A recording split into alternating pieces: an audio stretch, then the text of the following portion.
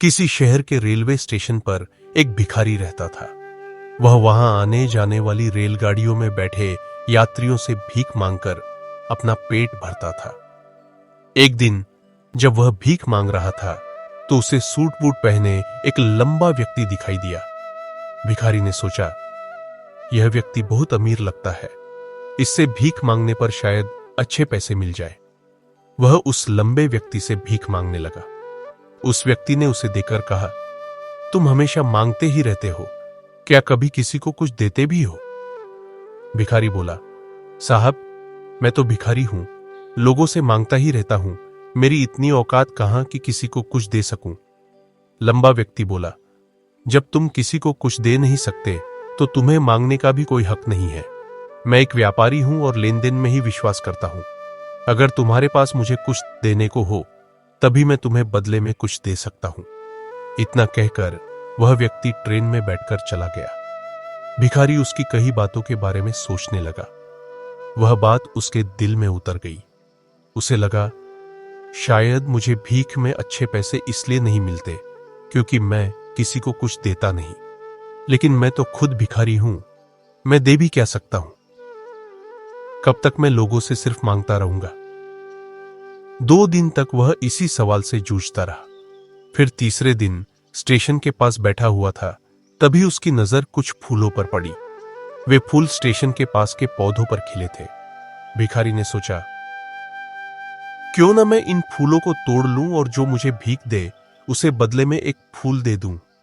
यह ख्याल उसे अच्छा लगा। उसने फूल तोड़े और ट्रेन में चढ़ गया। अब जब कोई उसे भीख देता तो वह बदले में उसे एक फूल दे देता। लोग फूल पाकर खुश हो जाते थे। अब उसे पहले से ज्यादा लोग भीख देने लगे। धीरे धीरे यह उसका रोज का काम बन गया। वह सुबह फूल तोड़ता और फिर ट्रेन में जाकर लोगों को फूल देकर भीख मांगता। जब तक फूल होते तब तक लोग भीख देते। जब फूल खत्म हो जाते तब भीख मिलना भी बंद हो जाती। एक दिन जब वह ट्रेन में भीख मांग रहा था तो उसने देखा, वही लंबा आदमी एक बार फिर ट्रेन में बैठा है।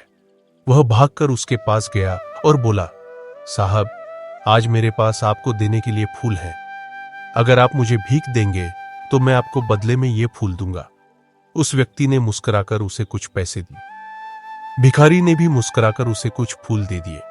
व्यक्ति ने कहा, वाह, क्या बात है, अब तुम भी मेरी तरह एक व्यापारी बन गए हो। इतना कहकर वह स्टेशन पर उतर गया, लेकिन उसके शब्द फिर से भिखारी के दिल को छू गए। वह सोचने लगा, अब मैं सचमुच व्यापारी हूं, मेरे पास देने के लिए फूल हैं और लोग बदले में मुझे पैसे दे रहे हैं। उसकी आंखों में चमक आ गई। उसे लगने लगा कि उसे सफलता की चाबी मिल गई है। वह ट्रेन से उतरा और आकाश की तरफ देखकर जोर से बोला, मैं भिखारी नहीं हूं, मैं एक व्यापारी हूं, मैं भी अमीर बन सकता हूं। लोगों ने उसे देखा और सोचा, शायद पागल हो गया है, और अगले दिन से वह भिखारी उस स्टेशन पर फिर कभी नहीं दिखा। 6 महीने बाद उसी स्टेशन पर 2 व्यक्ति सूट बूट पहनकर यात्रा कर रहे थे। उनमें से एक ने दूसरे से हाथ मिलाया और कहा, क्या आपने मुझे पहचाना? दूसरा व्यक्ति बोला, नहीं, शायद हम पहली बार मिल रहे हैं। पहला व्यक्ति मुस्कुराया और बोला, नहीं, हम तीसरी बार मिल रहे हैं। पहली बार जब आपने मुझे भीख देने से मना किया था, दूसरी बार जब आपने मुझसे फूल लिए थे, और अब तीसरी बार मैं आपके सामने एक फूलों का व्यापारी बनकर खड़ा हूं। दूसरा व्यक्ति आश्चर्य से बोला, ओह, अब याद आया, तुम वही भिखारी हो। पहला व्यक्ति बोला, अब मैं भिखारी नहीं, फूलों का एक बड़ा व्यापारी हूं। आपकी बातों ने मेरी सोच बदल दी। पहली बार आपने मुझे देने और लेने का सिद्धांत समझाया, और दूसरी बार आपने मुझे बताया कि मैं अब एक व्यापारी बन चुका हूं। मैंने समझ लिया कि लोग मुझे भीख नहीं देते थे, वे मेरे फूल खरीदते थे। मुझे अपने फूलों की कीमत मिल रही थी। जब मैंने खुद को भिखारी समझा तो मैं भिखारी ही रहा, लेकिन जब मैंने खुद को व्यापारी मान लिया, मैं सच में व्यापारी बन गया। दोनों व्यक्ति अब मुस्कुराते हुए स्टेशन पर उतरे और व्यापार की बातें करते हुए आगे बढ़ गए। दोस्तों, इस कहानी में एक बहुत बड़ा संदेश छुपा है। देने से ही हमें कुछ प्राप्त होता है। जीवन भी एक व्यापार है, केवल मांगने से कुछ नहीं मिलता।